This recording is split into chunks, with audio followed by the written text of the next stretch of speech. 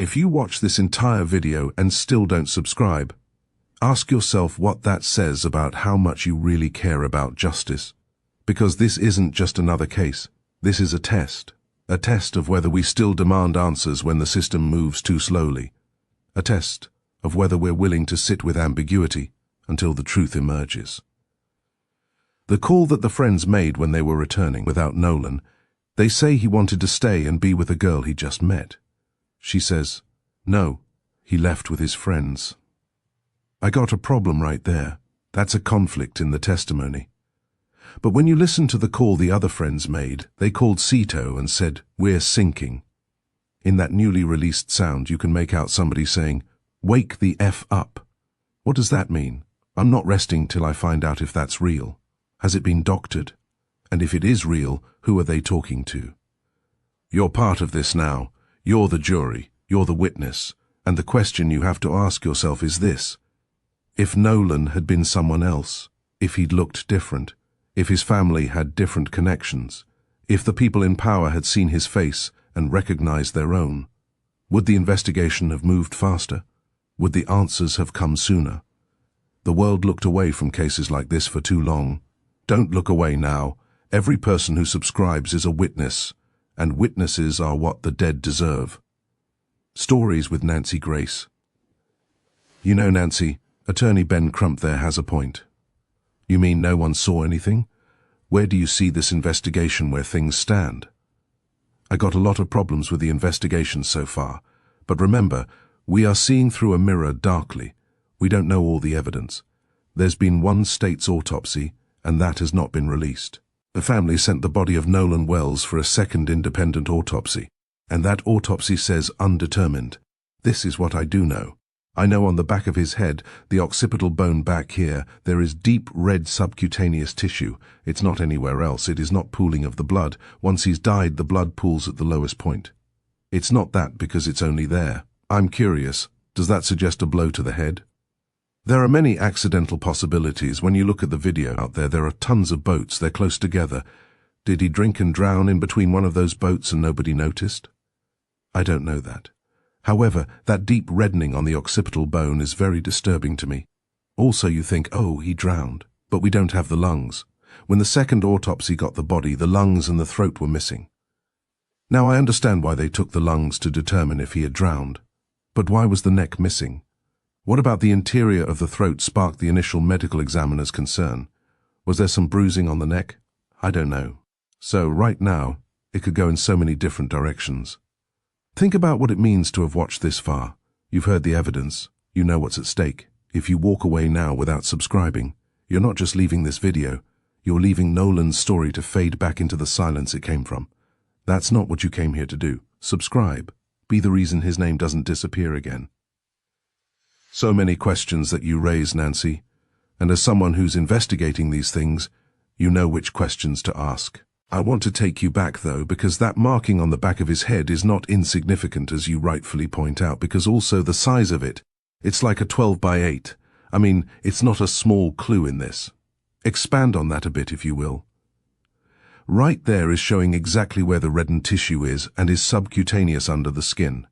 Now, as we all know, in an autopsy, the skin is pulled away from the body to look at the tissue underneath the skin.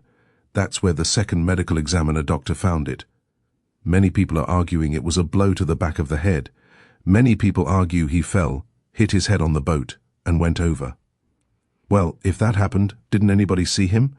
So, it's going to boil down to witness testimony and what that neck truly reveals.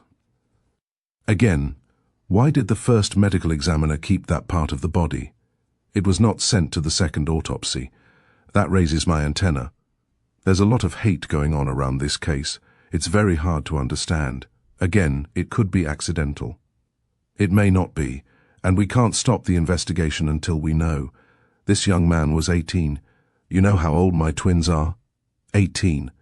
And I would be lying on the front of the courthouse steps screaming for an answer till I got one.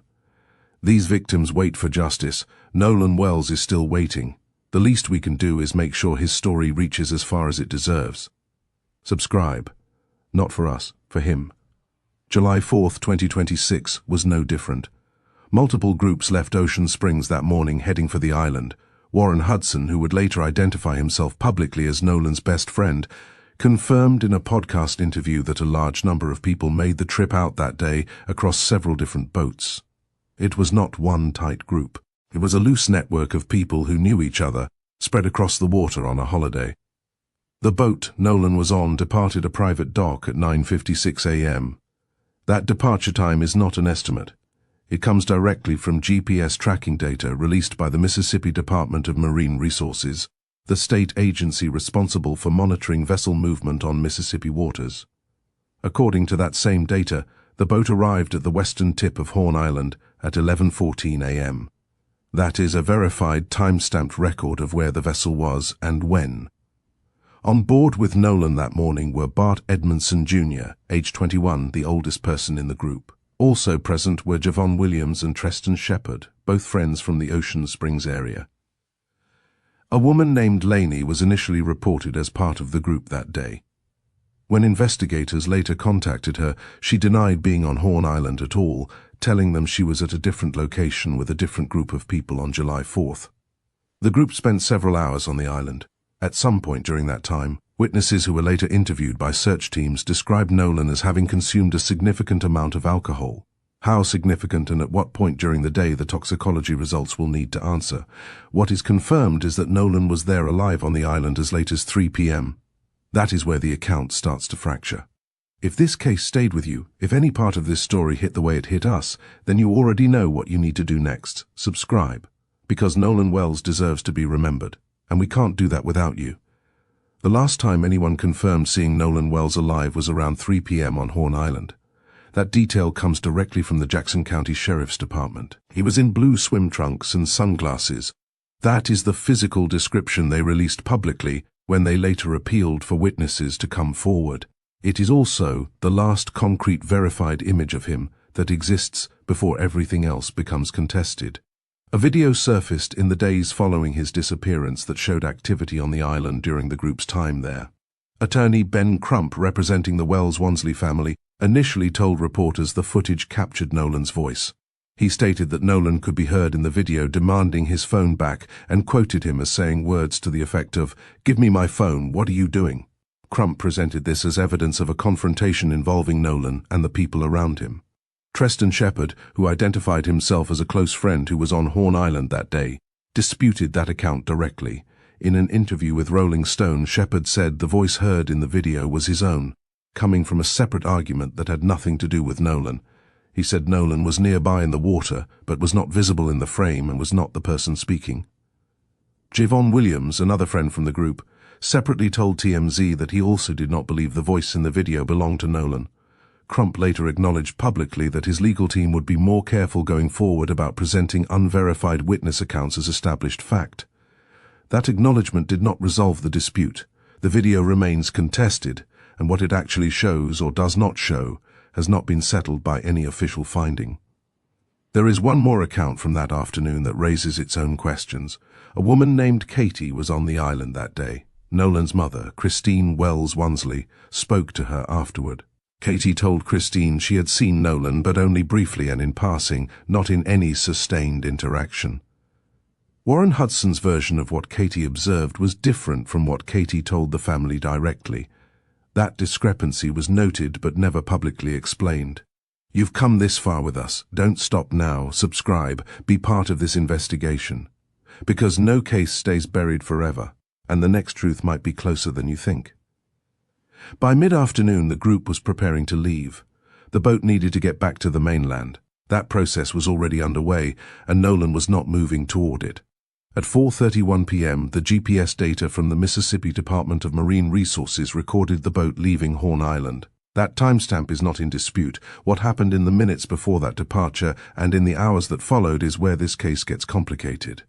A video emerged showing the boat at the moment it was preparing to leave the island. Alexis Tereshchuk, investigative reporter for Crime Stories, reviewed the footage and confirmed a specific detail that matters to the timeline. This video was not shot somewhere out on open water. It was filmed right there at Horn Island as the boat was in the process of departing. 7 people are visible on board. Nolan Wells is not among them. That count of 7 lines up directly with what the caller would later tell the Coast Guard dispatcher when asked how many people were on the boat. 7, not 8. Warren Hudson said publicly that the group had been calling out to Nolan, telling him to get on the boat before they left. His account frames Nolan's absence as a choice. The GPS record does not speak to intent, it only confirms the result. The boat left at 4:31 and Nolan was not on it. What the GPS data captured next is where the questions start stacking up. The boat did not travel straight home. After leaving Horn Island, it was towed approximately 3 miles before the tow ended and the vessel continued under its own power. It arrived at a private dock on El Camino Real Road in Gulf Hills, Mississippi, a residential area sitting just above Ocean Springs. At 5:44 p.m., investigators and online researchers noted that location as potentially significant, given that Nolan's phone was later retrieved from a house in that general area on the night he went missing. The boat did not stay at that dock. At 5:52 p.m. it traveled to Fort Bayou. At 6:06 p.m. it returned to the original dock. From there, it made a second trip back to Fort Bayou before eventually being brought to a boat launch, loaded onto a trailer, and driven away by vehicle. Every subscription is a promise that we will keep digging, that we will not let these cases go cold again, and I need you to make that promise right now. Walk through that sequence and one detail stands out immediately. The boat arrived at the dock at 5:44 p.m. It was not removed from the water and loaded onto a trailer until over an hour and 13 minutes later. Called in a sinking emergency just hours before. The instinct when a vessel is taken on water is to get it out of the water as quickly as possible. Leaving it sitting in the water for over an hour after multiple additional trips does not fit that logic. Dave Mack, a contributor on the Nancy Grace broadcast, put the question plainly. If the boat was not actually sinking, why was the sea tow call made at all? What was the real reason for that distress call? That question takes us directly to the call itself. Around 4 p.m. on July 4th, roughly 30 minutes before the GPS recorded the boat leaving Horn Island, someone on board placed a call to Sea Tow. Sea Tow is a private marine assistance company, the water equivalent of a roadside towing service. The dispatcher who answered was a woman named Vicky. The caller identified himself as Bart. He told Vicky they were at the west tip of Horn Island, that their bilge pump had stopped working and that the boat was going down. He told her they had a Sea Tow membership and asked to be towed back either to Ocean Springs Harbor or Fort Bayou launch. The request was clear. The urgency in his voice was clear. This was a distress call. Vicky asked him how far the water was coming up. She asked for a description. Ankles. The caller struggled to answer. He said it was coming up, that they were just thinking that they were going down now. The responses were fragmented and difficult to follow. At one point in the call there was silence on the line where a direct answer should have been. A separate version of this distress call, the version placed to the Coast Guard, was obtained by NBC News. In that recording, the dispatcher asked directly whether everyone on board was in good health. The caller said, "Yes, everybody is all right." The dispatcher then asked whether everyone was accounted for. The answer was yes. The only way stories like this continue to be told is if people like you choose to care, and if you're still watching, I know you care. But caring isn't enough. Caring has to mean something. Caring has to lead to action. Subscribe. That exchange is worth sitting with for a moment. At 4 p.m., the caller confirmed to the Coast Guard that every person on the boat was present and fine. At 4:31 p.m., the GPS shows the boat leaving Horn Island with 7 people on board. Nolan Wells was not one of them. Either the caller was accounting for a group that did not include Nolan at the time of the call, or the account given to the Coast Guard was not accurate. Neither explanation closes the question cleanly. Here is what happened next with the Sea Tow call. After Vicky took the distress report, Sea Tow contacted a local boat captain in the area and asked him to respond. That captain called back within minutes. He told the dispatcher he had just spoken with the grandfather of the boat operator, a man named Jerry Atkinson, who told him the situation had been handled and that the boat no longer needed emergency assistance. The call was cancelled. The entire sequence from distress call to cancellation took roughly 10 minutes. Dave Mack laid out the core problem with that sequence on the Nancy Grace broadcast. Someone on the water called Sea Tow in a state of apparent panic, saying the vessel was actively sinking in 31 feet of water. Within 10 minutes, a man on land, not on the boat, not at the island, called in to say everything was fine and help was no longer needed. The people on that boat, by all accounts, were not aware that cancellation had happened or that the grandfather had made that call. Jerry Atkinson later cooperated with investigators, allowing authorities to search his boat and review his GPS records as part of the case. The caller on that sea tow recording was Bart Edmondson, Jr. He was 21 years old at the time, from Ocean Springs, Mississippi. As the only legal adult in the group, he was the person who carried responsibility for what happened on that boat under Mississippi law. He had been an all-star kicker and punter at Ocean Springs High School and was signed to the Southern Miss football program at the time of this trip. Football ran in his family. His father, Dr. Bart Edmondson, had played football at the University of Florida before going into medicine. Dr. Edmondson works as a pain management physician at Memorial Health System in the Gulf Coast region. That detail drew attention because Christine Wells Wansley, a nurse practitioner connected to the Wells family, also works within that same hospital system. The Nancy Grace broadcast flagged that shared employer as a notable connection worth scrutiny. The transcript from that same broadcast also raised an allegation characterized explicitly as alleged that certain substances present among the group that day may have come through the father. That claim has not been confirmed by investigators in any public statement. What has been confirmed is that Bart Edmondson Jr. voluntarily turned over his boat, his GPS records, and his cell phone data to investigators. His attorney stated publicly that he cooperated fully with every request made of him. You stayed until the end, you heard his name, you heard his mother's pain. Now do the only thing that makes sense, subscribe. Because Nolan Wells deserves to be remembered, and we can't do that without you. The call to sea tow raised more questions than it answered, and buried inside the audio of that call was something that would pull this case into an entirely different direction. If you are not already subscribed to this channel, right now is the moment to do it. What comes next in this case, the forensic audio, the phone evidence, the autopsy findings. This channel covers every layer as it develops. Hit subscribe and turn on notifications so you are here when the next update drops. Now back to that recording. The sea tow call did not just raise questions about the distress itself, it raised questions about what was happening in the background while that call was being made. When the Mississippi Department of Marine Resources released the audio publicly, people did not just listen to the conversation between the caller and Vicky the dispatcher, they listened around it. Underneath the main exchange, beneath the hold music that played before Vicky picked up, and beneath the fragmented responses about the bilge pump in the sinking boat, there were other sounds, other voices, and what those voices were saying became one of the most debated questions in the entire case. Nancy Grace played the audio on air for her panel and stated that she could make out specific phrases in the background. She said she heard what sounded like a male voice telling someone to wake up. She said she could make out the phrase, "Oh my God," and she said she believed she could hear someone saying, "Don't die." She was direct about the stakes of that claim. If those words were real and verifiable, they would change the direction of the investigation entirely. To assess that possibility, the broadcast brought in Todd Shipley, a digital audio expert. Shipley explained what forensic audio enhancement actually involves. It is not simply turning up the volume. The process requires isolating individual audio streams within the recording, adjusting gain levels to bring quieter sounds forward, filtering out static and ambient noise, and separating the foreground conversation from whatever is happening in the background behind it. Once those layers are pulled apart, analysts can attempt to identify what individual voices are saying and potentially who those voices belong to. These stories wait for someone to tell them. The least we can do is make sure they reach as far as they deserve. Subscribe. Not for us. For them. For every young person who never got to tell their own story. Shipley made one observation that shifted the conversation.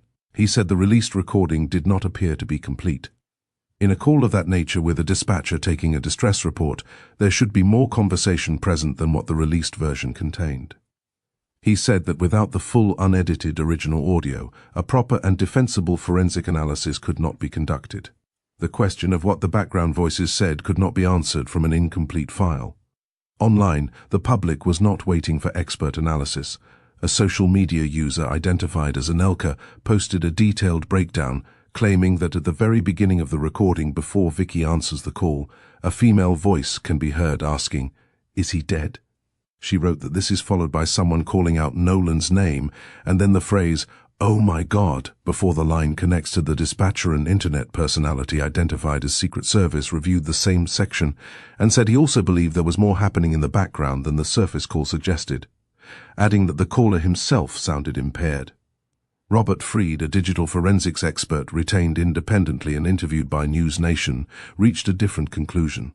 After comparing the enhanced versions of the audio circulating online against the original recording, Freed said he could not corroborate the specific claims being made. He could not confirm the "is he dead" interpretation or the other phrases being identified by online analysts. That is where the audio evidence stands as of the time the script was written. The background voice claims are unverified. They have not been confirmed by any official forensic body. They have not been ruled out either. And the full, unedited recording has not been released to the public or subjected to published official forensic analysis. What those voices were saying, if they were saying anything at all, remains an open question in this case. Every subscription is a promise that we will keep digging, that we will not let these cases go cold again. And I need you to make that promise right now. At 11:07 p.m. on July 4th, Christine Wells Wansley received a phone call from one of Nolan's friends letting her know he had not come back. That was the moment the night shifted from a holiday into a missing persons situation. Christine immediately reached out to her friend, Tashima, whose sons had been part of the group on the island that day. While Christine checked Nolan's location through Life 360, Tashima pulled up his Snapchat location. The two apps showed his device in different places. Both locations were on land. Neither matched where Nolan was supposed to be. That discrepancy was the first concrete indication that something was wrong beyond him simply being late. The phone itself became the next problem. Tashima went to the house where the device appeared to be located and retrieved it. It was not handed over willingly. The phone came back to the family only after Christine and Tashima pressed the group for it. Warren Hudson addressed this directly in a multi-part interview on the Officer Tatum show. He said the phone had been taken off the boat by someone in the group and placed in a truck belonging to a friend named Wyatt. He said no one had access to Nolan's password, that nobody went into the device, that there was nothing on it worth hiding, and that it was handed back to the family as soon as they came to get it. His account was consistent across the interviews he gave. The family's experience of retrieving that phone told a different story about how cooperative that handover actually was. When Christine went through the phone, what she found, or more precisely what she did not find, deepened her concern immediately. Nolan had 2 Snapchat accounts. Both were effectively empty. She told Good Morning America that this was not a case of content expiring. Snapchat retains photos and videos for up to 24 hours. It had not been 24 hours since the trip. There was simply nothing there. No photos from the boat, no videos from the island, no record of a holiday that Nolan, by every account from people who knew him, would normally have documented. The world looked away from cases like this for too long. Don't look away now. Subscribe. Be a witness. Because witnesses are what the dead deserve. He was known among family and friends for capturing moments at social gatherings. The absence of any content from one of the biggest days of the summer was not something Christine was willing to dismiss as coincidence. The explanation that had been circulating publicly was that Nolan had not posted anything because there was no cell reception on the water near Horn Island. Alexis Teres-Cook, the investigative reporter covering this case for Crime Stories, took that explanation apart methodically on the Nancy Grace broadcast. She documented how the story shifted over time. It started as no reception. Then it became that nobody brought their phones to the island because they had to wade through water to get ashore. Then the saltwater argument was raised as though saltwater posed a unique threat that freshwater would not. Each version collapsed when the next piece of evidence arrived. Videos from Horn Island surfaced showing members of the group with their phones, and the CETO call itself, placed from the water at those same coordinates, demonstrated clear and functional cell reception. The caller spoke to Vicky, the dispatcher, without any signal issues. If reception was strong enough for a distress call, it was strong enough for a Snapchat. Digital forensic analyst Heather Barnhart appeared on the Nancy Grace broadcast to explain what a proper forensic extraction of Nolan's phone would reveal. She said the process captures everything. Soft deletes, where content sits in a recoverable state, similar to a trash folder. hard deletes where content has been permanently removed, timestamps on every action showing exactly when something was deleted and in what sequence. She said there is a log that tracks all of that activity and that it is recoverable through forensic tools, regardless of whether the phone was wiped afterward. That forensic extraction is now part of an active legal process. Attorney Gary Bufkin of Carruthers Bufkin LLC, working on behalf of the estate administered by Christine Wells Wansley, filed subpoenas against 6 platforms: Snapchat, WhatsApp, TikTok, Meta Platforms, Life 360, and additional services. The subpoenas request subscriber records, current and former usernames, email addresses, IP addresses tied to account creation and access, login histories, password reset records, 2-factor authentication activity logs, and any communications connected to Nolan's accounts. Ben Crump announced that both the family's legal team and the Jackson County Prosecutor's Office agreed to conduct a joint forensic inspection of the phone, with both sides reviewing the extraction results simultaneously. Those results have not been released. When they are, this channel will be the first place that information gets broken down for this audience. Subscribe right now and turn on notifications. The grand jury is waiting on this investigation. The forensic phone results are coming. You need to be here when that happens. You stayed until the end. You heard his name. You heard his mother's pain. Now do the only thing that makes sense. Subscribe. Because Nolan Wells deserves to be remembered, and we can't do that without you. On the morning of July 6, 2026, at approximately 8:40 a.m., a United States Park Ranger discovered a body in the water near the northwestern tip of Horn Island. The search that had been underway since the night of July 4th was over. Nolan Wells had been found 2 days after he was last seen alive on that same island. Jackson County Coroner Bruce Lind confirmed the identification through dental records. He told CBS News there were no immediate signs of physical injury visible on the body. That detail, no visible injury, became the foundation for the initial public position from local law enforcement that this appeared to be an accidental drowning with no foul play suspected. Jackson County Sheriff John Ledbetter had already stated publicly that from what investigators understood, Nolan had chosen to remain on the island when his friends left. The coroner's early findings appeared on the surface to support that framing. Nolan's family did not accept it. The official autopsy was conducted by the Mississippi State Medical Examiner's Office on July 7th, the day after the body was recovered. Those results have not been made public. They remain sealed and will be presented to a grand jury as part of the completed investigation. Whatever the state examination found, the public and the family are still waiting to know. Christine Wells Wansley and Elmore Wansley moved quickly. They transported Nolan's body to Washington, D.C. for an independent autopsy, retaining forensic pathologist Dr. Roger Mitchell to conduct the examination. The results were announced by attorney Ben Crump on July 22, 2026 at the NAACP National Convention in Chicago. Dr. Mitchell's preliminary report concluded that the cause and manner of Nolan's death are undetermined, pending further investigation. He stated that foul play could not be ruled out. The independent examination also found no apparent lacerations, fractures, or deep tissue injuries on the body, which was consistent with what Coroner Lind had reported from the initial recovery. Every subscription is a promise that we will keep digging, that we will not let these cases go cold again, and I need you to make that promise right now. The independent autopsy came with documented limitations. Dr. Mitchell's report acknowledged the constraints involved in conducting an examination at that stage, after the original autopsy had already been performed, and with the state's toxicology testing still pending. Forensic pathologists who reviewed the independent findings and subsequent media coverage noted that the state autopsy combined with the full toxicology panel would carry more evidentiary weight than what an independent examination could establish on its own. The independent results answered one narrow question. They could not confirm accidental drowning as the cause. They could not, however, identify what the actual cause was. Toxicology is where significant answers may still be waiting. Witnesses on Horn Island who were later interviewed by search teams described Nolan as having consumed a heavy amount of alcohol during the hours the group spent on the island.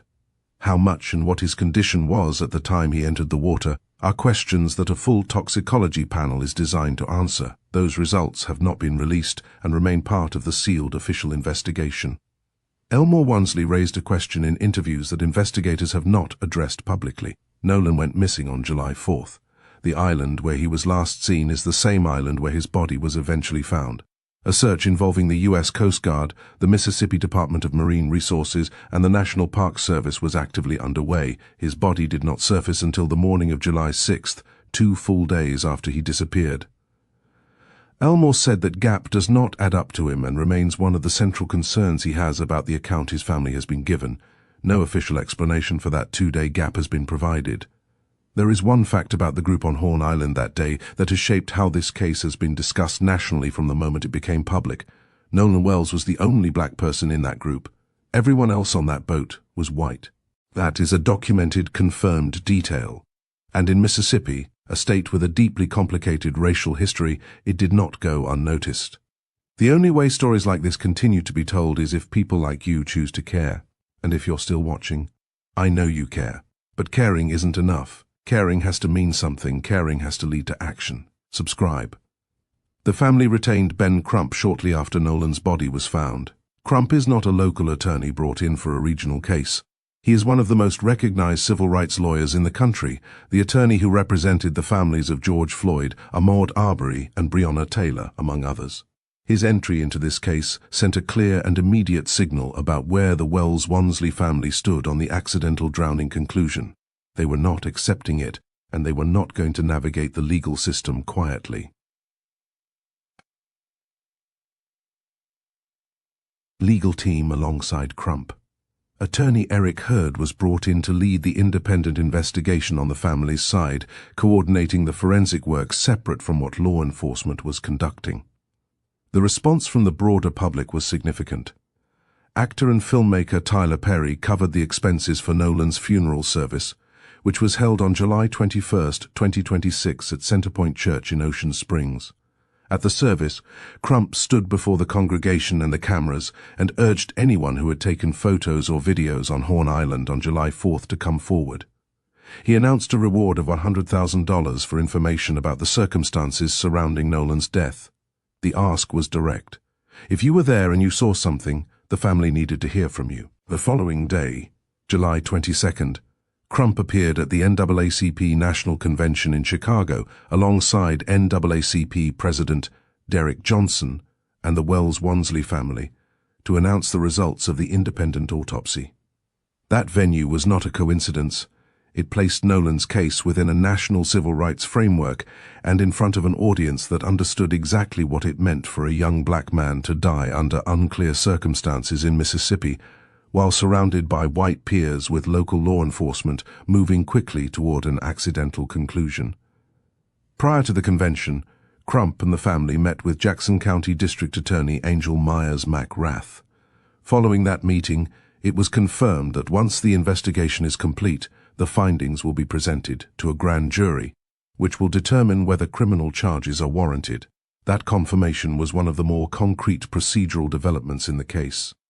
You stayed until the end. You heard his name. You heard his mother's pain. Now do the only thing that makes sense. Subscribe, because Nolan Wells deserves to be remembered. And we can't do that without you. Warren Hudson did not attend Nolan's funeral. He said publicly that his family had received a significant volume of death threats after he began speaking about the case, and that he did not want his presence to pull attention away from Nolan. The threats were not isolated. The FBI opened a formal investigation into threats made against witnesses and officials connected to the Nolan Wells case.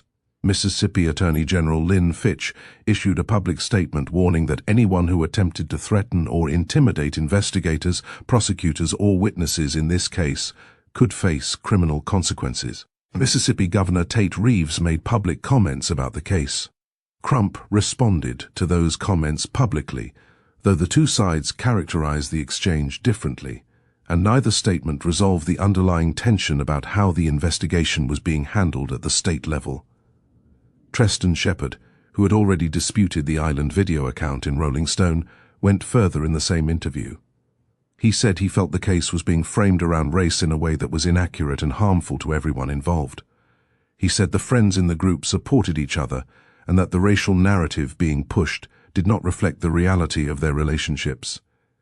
His perspective stands as part of the documented record, one voice among several that have shaped public understanding of this case. Bart Edmondson Jr., through his legal team, has indicated plans to pursue civil action against individuals who made specific accusations against him online. That legal posture sits alongside his documented cooperation with investigators, a combination that his attorney has presented as evidence that he has nothing to conceal. Lainey, the woman initially placed in the group by early reports, told investigators she was not on Horn Island on July 4th. She said she was at a separate location with different people entirely. That account has not been publicly verified or contradicted by any official finding. As of this recording, no charges have been filed in connection with the death of Nolan Wells. The investigation is active. That distinction matters because active does not mean moving fast, and the family has made clear they are watching the pace of this process as closely as they are watching the findings. Every subscription is a promise that we will keep digging, that we will not let these cases go cold again, and I need you to make that promise right now. The Jackson County Sheriff's Office remains the primary law enforcement body gathering evidence. When their investigation reaches completion, the full file goes to District Attorney Angel Myers McRath's office. From there, it moves to a grand jury, which will review the evidence and determine whether probable cause exists to pursue criminal charges against anyone. That grand jury process has been confirmed publicly by McRath. It has not been given a timeline. The official autopsy conducted by the Mississippi State Medical Examiner's Office on July 7th remains sealed. The toxicology results that accompany it have not been released. Those two documents together represent the most consequential pieces of forensic evidence in this entire case. The state's findings on cause of death, combined with a full toxicology panel that will speak to Nolan's physical condition when he entered the water, are what the grand jury will be weighing alongside everything else investigators have gathered. Until those results are made public, the forensic picture of what happened to Nolan Wells remains officially incomplete. The social media subpoenas filed by attorney Gary Bufkin on behalf of the family's estate are active as of this writing. Snapchat, WhatsApp, TikTok, Meta platforms, Live 360, and the additional platforms named in those filings have been served. The records being sought, covering account activity, login histories, IP addresses, and communication logs connected to Nolan's accounts, have not yet been produced or reviewed publicly. The joint forensic inspection of Nolan's phone, agreed to by both the family's legal team and the Jackson County Prosecutor's Office, is part of the same ongoing process. Both sides reviewing that extraction simultaneously was presented as a transparency measure. The results of that inspection have not been announced. Warren Hudson has not been charged with any crime. He has given multiple public interviews across several platforms, maintained consistent denials about the phone, and identified himself throughout as someone who cooperated with the process and lost a friend on July 4th. He remains a private individual navigating a case that has placed him at the center of significant public scrutiny and documented threats against his safety. Bart Edmondson Jr. has not been charged with any crime. He cooperated voluntarily with investigators, surrendering his boat, GPS records, and cell phone data without being compelled to do so. His legal team has indicated civil action is being prepared against individuals who made specific accusations against him online in the months following Nolan's death. That legal posture is distinct from the criminal investigation and does not affect its trajectory. Lainey's denial of being on Horn Island that day remains unresolved in the public record. Investigators contacted her. She said she was elsewhere. No official statement has confirmed or contradicted that account beyond what was reported. These stories wait for someone to tell them. The least we can do is make sure they reach as far as they deserve. Subscribe. Not for us. For them. For every young person who never got to tell their own story. There is one document that cuts through a significant amount of the uncertainty about what happened after 4:31 p.m. ABC News obtained a document from the Mississippi Department of Marine Resources showing what search teams were told when they went out looking for Nolan in the hours after he was reported missing. That document confirmed that witnesses on Horn Island gave descriptions of Nolan to searchers. People saw him after the main group left. They described his condition. They were on that island with him during the window that matters most to this investigation. Alexis Tereskuk, the investigative reporter who has tracked